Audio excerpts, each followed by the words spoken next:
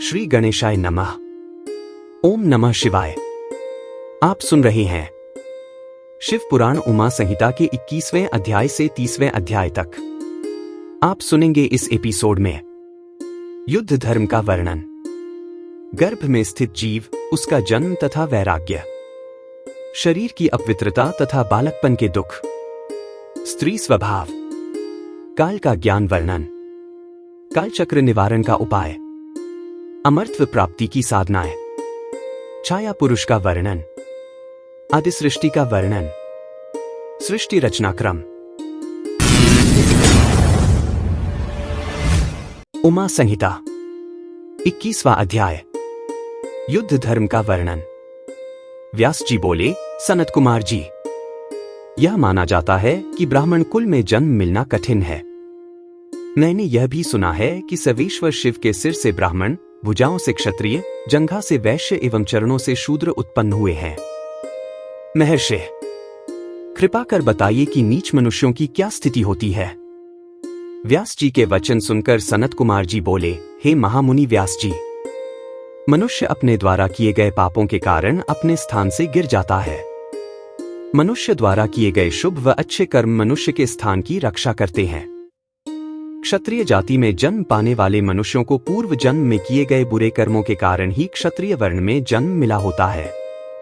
इसलिए मनुष्य को चाहिए कि वह विपत्ति एवं कठिनाइयों के समय भी दृढ़ता से अपने कर्तव्य का अनुसरण करे। उसे अपने कर्तव्यों का पालन करना चाहिए। उसे बुरे कार्यों में नहीं लगना चाहिए। इसी प्रकार मनुष्य अपने स्थान की रक्षा कर सकते हैं। शूद्र वर्ण में जन्म लेने वाले मनुष्य यदि अपने से ऊंचे तीनों वर्णों की सेवा मन लगाकर उचित रीति से धर्मानुसार जीवन भर करते हैं तो उन्हें अगले जन्म में वैश्य वर्ण में जन्म मिलता है। इसी प्रकार जो वैश्य विधि विधान के अनुसार पूजा अर्चना करता है और हवन आदि करता है और सदा धर्म और सत्य के पथ पर चलता है तो उसे अपने दूसरे जन्म में क्षत्रिय होने का गौरव मिलता है। जो क्षत्रिय विधि पूर्वक यज्ञ और अनुष्ठान श्रेष्ठ ऋषिगणों के सानिध्य में पूरे करता है, वह अपने क्षत्रिय धर्म का सही से पालन करता है, उसे ब्राह्मण कुल में दूसरा जन्म मिलता है।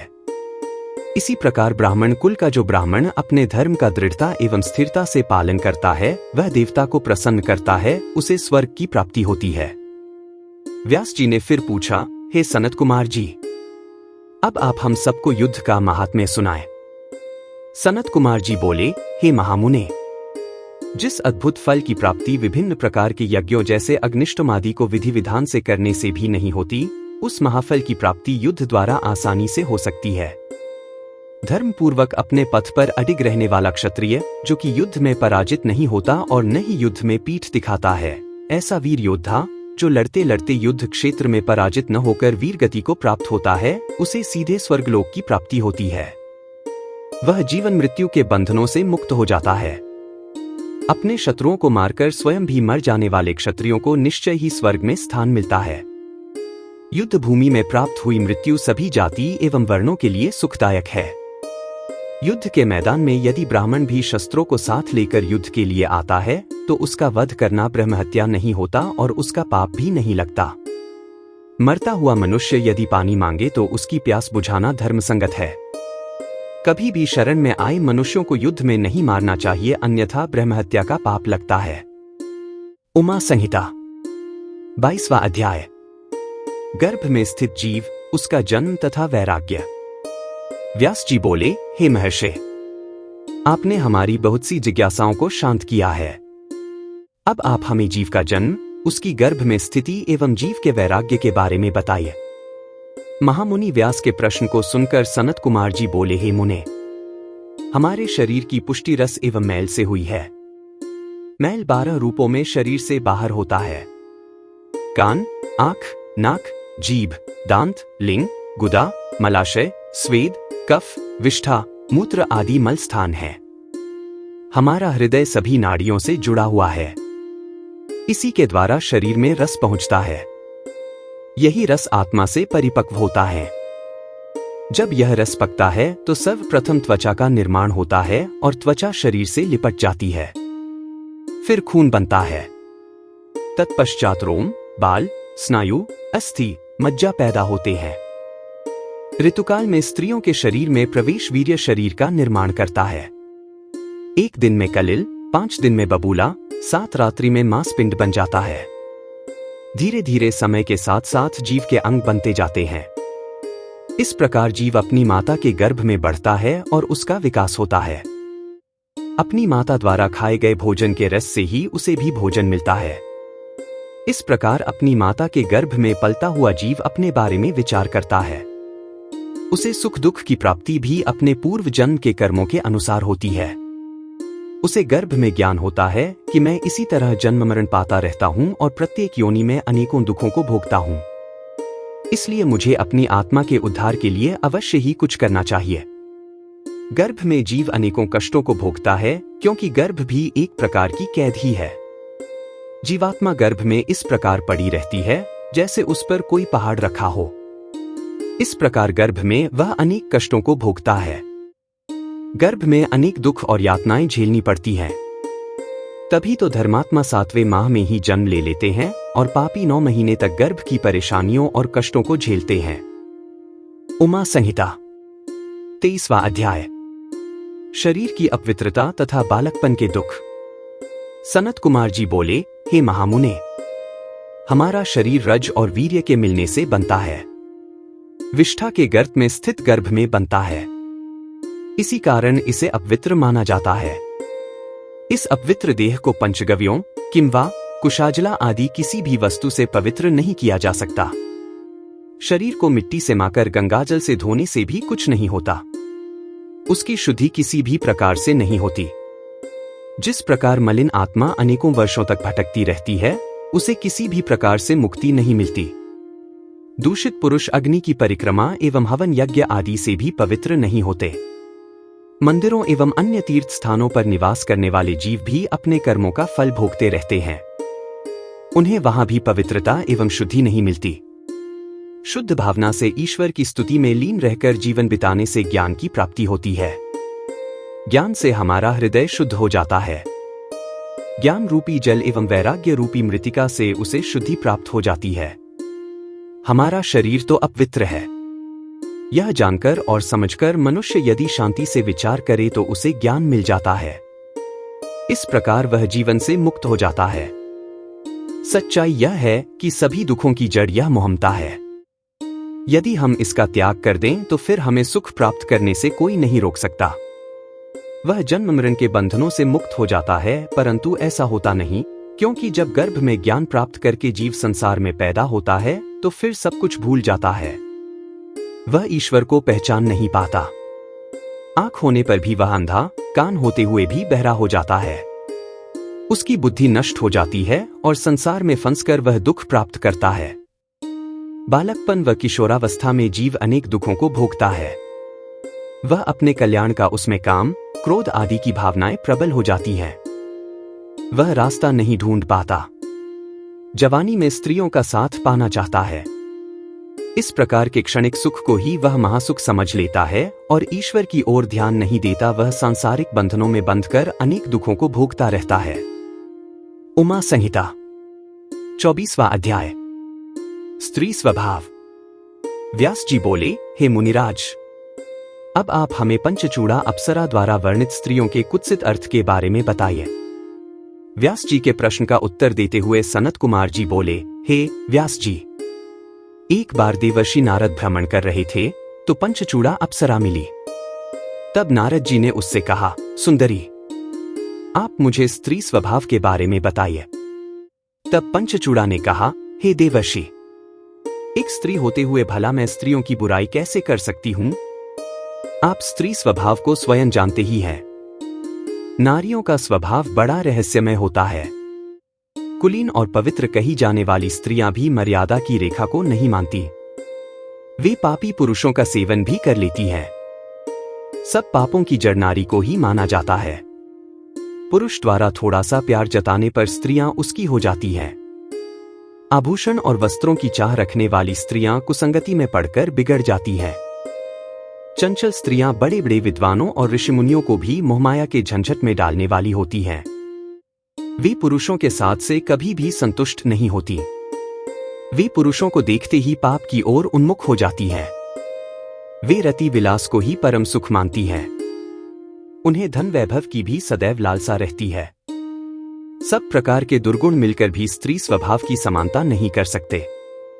यमराज, मृत्यु, पाताल, बड़वानल, क्षुरधारा, विष सर्प, अग्नि सब मिलकर भी स्त्रियों की बराबरी नहीं कर सकते। वे महादारुण होती हैं। ब्रह्मा जी ने इस जगत को बनाते समय पंचमहाभूतों की रचना की, सारे लोगों को रच दिया। अपनी बनाई कृतियों में उन्होंने अनेक गुण भरे, परंतु स्त्रियों को बनाते समय सृष्टिकर्ता ब्रह्मा जी ने उनमें सिर्फ दोष ही दोष भर दिए। इस प्रकार पंचचूड़ा अप्सरा से स्त्रियों के बारे में ऐसे वचन सुनकर नारद जी को स्त्रियों से वैराग्य हो गया। उमा संहिता 25वां अध्याय। काल का ज्ञान वर्णन।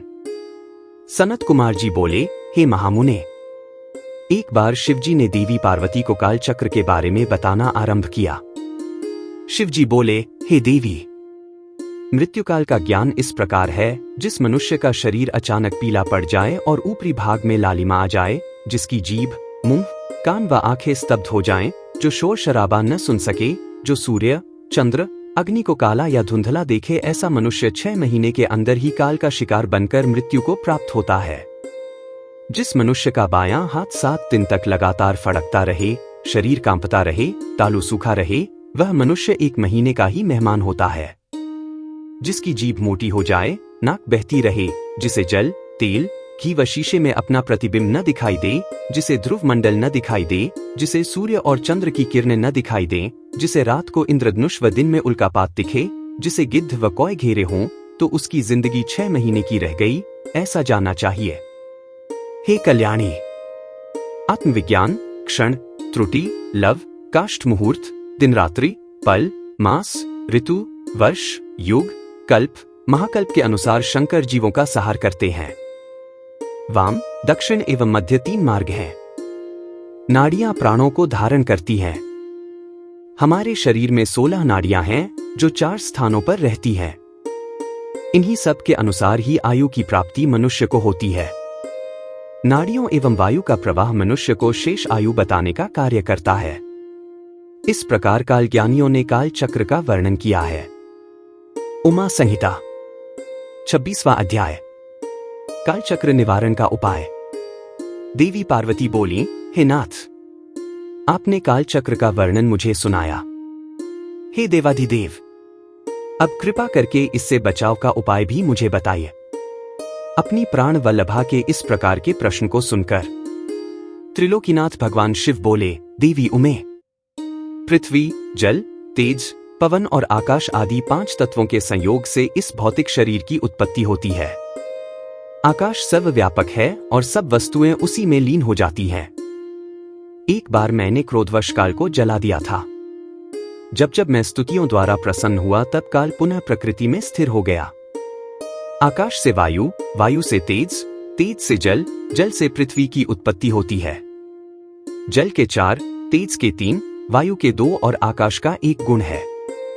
शब्द, स्पर्श, रूप, रस और गंध आदि 5 भूत जब शरीर को त्याग देते हैं, तभी प्राणी की मृत्यु होती है, और जब ये 5 भूत शरीर को ग्रहण करते हैं तो प्राणी की उत्पत्ति होती है। काल को जीतने वाले योगीगण इन गुणों का ध्यान करते हैं। देवी पार्वती ने कहा, हे नाथ, काल पर विजय पाने के लिए योगीजन जिस यंत्र का ध्यान या अभ्यास करते हैं, उसके विषय में बताइए। पार्वती जी के इस प्रश्न को सुनकर देवाधिदेव शिव जी बोले, देवी, रात्रि के अंधकार में जब पूरा जगत गहरी नींद में सो रहा हो, उस समय बैठकर योग करें। आसन पर बैठकर अपनी तर्जनी अंगुलियों से दोनों कानों को बंद कर लें। इस प्रकार प्रतिदिन यही साधना करें। जब यह साधना इतनी कठोर हो जाए कि दोपहर इसी आसन में बीते तथा उसके बाद अग्नि द्वारा प्रेरित शब्द या नाद सुनाई दे, उस समय मनुष्य को इच्छानुसार मृत्यु प्राप्त हो जाती है। यह शब्द या नाद ब्रह्मरूप है, जो सुख तथा मुक्ति को देने वाला है। इस नाद ध्वनि या शब्द को सांसारिक मोहमाया में लिप्त लोग भला कैसे जान पाएंगे? जिन उत्तम मनुष्यों को इसका ज्ञान प्राप्त हो जाता है, वे आवागम के चक्र से छूट जाते हैं। उन्हें तत्व ज्ञान व मुक्ति की प्राप्ति होती है। यह नाद अनाहत है, जिसका उच्चारण नहीं किया जा सकता। योगीजन अपने प्रयत्न एवं ध्यान द्वारा इसे प्राप्त करते हैं। वे पापों से दूर होकर मृत्यु पर विजय पा लेते हैं। उसी मृत्यु से पर विजय प्रदान करने वाला शब्द उत्पन्न होता है। घोष, कांस्य, श्रृंग, घंटा, वीणा, वंशज, दुंदुभी, शंखनाद व मेघगर्जित नामक इन 9 शब्दों का ध्यान करने वाले ज्ञानियों एवं योगीजनों पर कभी कोई विपत्ति नहीं आती। इसी प्रकार एकाग्रचित्त होकर नियमपूर्वक तुकांग शब्द की स्तुति और ध्यान करने वाले मनुष्यों के लिए कुछ भी असाध्य नहीं होता। उसकी हर कामना की सिद्धि होती है और अभीष्ट फल मिलता है। उमा संहिता 27वां अध्याय। अमरत्व प्राप्ति की साधनाएं। पार्वती जी बोली, हे प्रभो, यदि आप मुझ पर प्रसन्न हैं तो मुझे यह बताएं कि योगीजन वायु के पद को कैसे प्राप्त करते हैं। यह सुनकर महादेव जी बोले, हे कल्याणी, जिस प्रकार दरवाजे की देहरी पर रखा दीपक घर के अंदर और बाहर दोनों ओर प्रकाश करता है, उसी प्रकार हमारे हृदय के भीतर स्थित वायु भी अंदर और बाहर दोनों ओर प्रकाश करती है। ज्ञान, विज्ञान और उत्साह सभी का मूल वायु ही है। इसलिए जिसने वायु पर अपनी विजय प्राप्त कर ली है, उसे पूरे जगत पर विजय प्राप्त हो जाती है। जिस प्रकार लोहार मुख से फूंकनी में फूंक वायु भरता हुआ अपने काम में लगा रहता है, उसी प्रकार संत और योगीजन भी अपने अभ्यास में लगे रहते हैं। अभ्यास करते करते जब वे पारंगत हो जाते हैं तो वे आसन से 10 अंगुल ऊपर उठ जाते हैं। प्राणायाम में सिर एवं व्याहृतियों के साथ गायत्री मंत्र का जाप करते हुए प्राणवायु को रोका जाता है और अंदर स्थित वायु को नाक के रास्ते बाहर फेंका जाता है। इसे करने से बड़ा उत्तम फल मिलता है। योगीजनों को एकांत स्थान पर, जहां सूर्य चंद्र का प्रकाश हो, सोना चाहिए। आंखों को अंगुलियों द्वारा बंद करके ध्यानमग्न होने पर योगीजनों को ईश्वर की ज्योति के दर्शन होते हैं। जब योगीजनों को इस प्रकार अंधकार में ईश्वर ज्योति के दर्शन हो जाते हैं, तब वह योगी परम सिद्ध हो जाता है। उसे अनेक सिद्धियां प्राप्त हो जाती हैं। वह जीवन मृत्यु के बंधनों से मुक्त हो जाता है और उसे मोक्ष रूपी परम तत्व की प्राप्ति हो जाती है। इस प्रकार ध्यान करने वाले योगियों को तुरीय गति प्राप्त हो जाती है। उमा संहिता 28वां अध्याय। छाया पुरुष का वर्णन। श्री पार्वती जी शिव जी से पूछने लगीं कि भगवान, आपने मुझे काल और वचन का वर्णन किया, अब मुझे छाया पुरुष के श्रेष्ठ ज्ञान को बताइए। भगवान शिव बोले, श्वेत वस्त्र धारण करके धूप दीप प्रज्वलित करके नमः भगवते रुद्राय नामक 12 अक्षरों के मंत्र का जाप करते समय जब मनुष्य को अपनी छाया दिखाई देने लगे तो उसे ब्रह्मा की प्राप्ति होती है। यदि ऐसी छाया बिना सिर के दिखाई दे तो 6 महीने में मृत्यु हो जाती है। शुक्ल वर्ण होने पर धर्म वृद्धि होती है, कृष्ण वर्ण पाप, रक्त वर्ण पर बंधन, पीत पर शत्रु का भय होता है। यदि नाक कटी दिखे तो विवाह बंधु मृत्यु, भूख का डर होता है। इस प्रकार जब मनुष्य को छाया पुरुष दिखाई दे तो उसे नवाक्षर मंत्र का मन में जाप करना चाहिए। इस प्रकार 1 वर्ष तक इसे जपने से सभी सिद्धियों की प्राप्ति होती है। अब मैं तुम्हें एक गुप्त विद्या के बारे में बताता हूं। यह विद्या ब्राह्मणों के सिर पर विद्यमान होती है। यह विद्या सभी विद्याओं की माता कहलाती है। वेद भी प्रतिदिन इसकी स्तुति करते हैं। इस विद्या को खेचरी नाम से जाना जाता है। यह विद्या अदृश्या, दृश्या, चला, नित्या, व्यक्ता, अव्यक्ता और सनातनी कहलाती है। यह वर्ण रहित, वर्ण सहित बिंदु मालिनी है। इस विद्या का दर्शन करने वाले योगी का जन्म सफल हो जाता है। इसलिए योगीजनों को अपने ज्ञान और विद्याओं का नित्य अभ्यास करना चाहिए। अभ्यास से सभी सिद्धियां सिद्ध होती हैं। उमा संहिता 29वां अध्याय। आदि सृष्टि का वर्णन। सूत जी बोले, हे ऋषिगण, सत और असत का परम स्वरूप प्रधान पुरुष परमात्मा ही ब्रह्मा जी के रूप में सृष्टि को उत्पन्न करते हैं। वे ही सृष्टि के रचयिता हैं। विष्णु जी इस सृष्टि का पालन और शंकर जी इसका सहार करते हैं। ब्रह्मा जी ने जब सृष्टि की रचना के बारे में सोचा तो सबसे पहले जल की उत्पत्ति हुई। जल को नरक पुत्र कहा जाता है और जल में नारायण रहते हैं। ब्रह्मा जी ने स्वयं यज्ञ किया और स्वयंभू कहलाए। जल में सर्वप्रथम एक अंडा हुआ जिसके 2 भाग हिरण्यगर्भ ने किए। अंडे के ये 2 भाग आकाश और पृथ्वी हुए। ब्रह्मा जी ने अधोभाग में 14 भुवन, मध्य में आकाश की रचना की।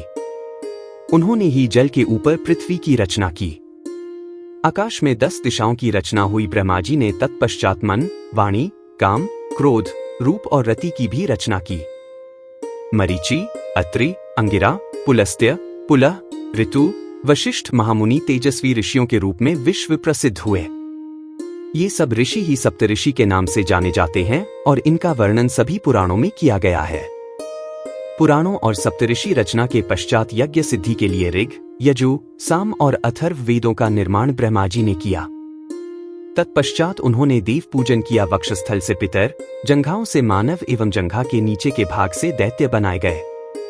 इस प्रकार ब्रह्मा जी ने सारी सृष्टि की रचना पूरी की, परंतु उनकी बनाई गई इस सृष्टि में विकास न होता देखकर ब्रह्मा जी ने प्रकृति और पुरुष को बनाया, जिन्होंने सृष्टि का निर्माण किया।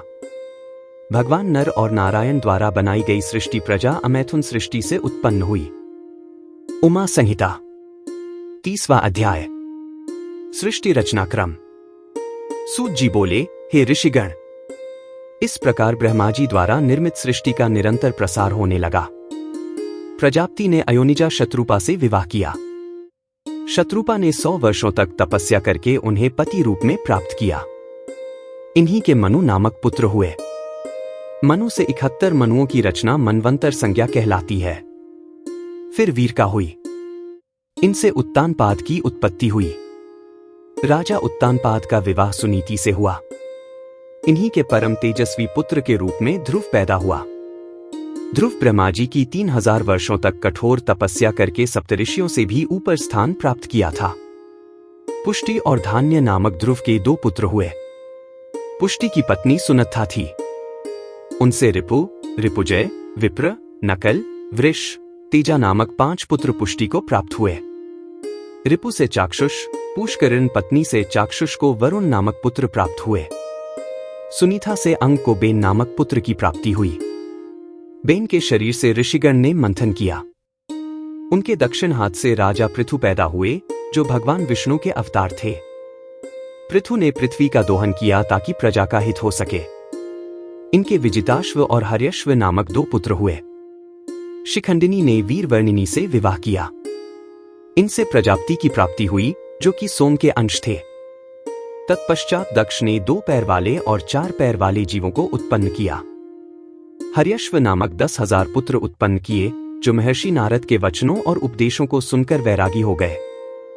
फिर ब्रह्मा जी ने शवलाश्व नामक 10,000 पुत्र उत्पन्न किए, जिन्हें नारद जी ने वैरागी बना दिया। यह सब जानकर दक्ष बहुत क्रोधित हुए। क्रोधित दक्ष ने देवर्षि नारद को शाप दिया, नारद, तुमने मेरे पुत्रों को गलत मार्ग पर डाल दिया है, उन्हें मुझसे दूर कर दिया है, इसलिए तुम भी कहीं चैन से नहीं बैठ सकोगे। तुम्हारा कोई निश्चित ठिकाना नहीं होगा, तुम जगह जगह घूमते रहोगे। पुत्रों के बाद दक्ष की 13 कन्याएं हुईं, जिनका विवाह कश्यप, अंगिरा, कृष्णश्व एवं चंद्रमा से हुआ।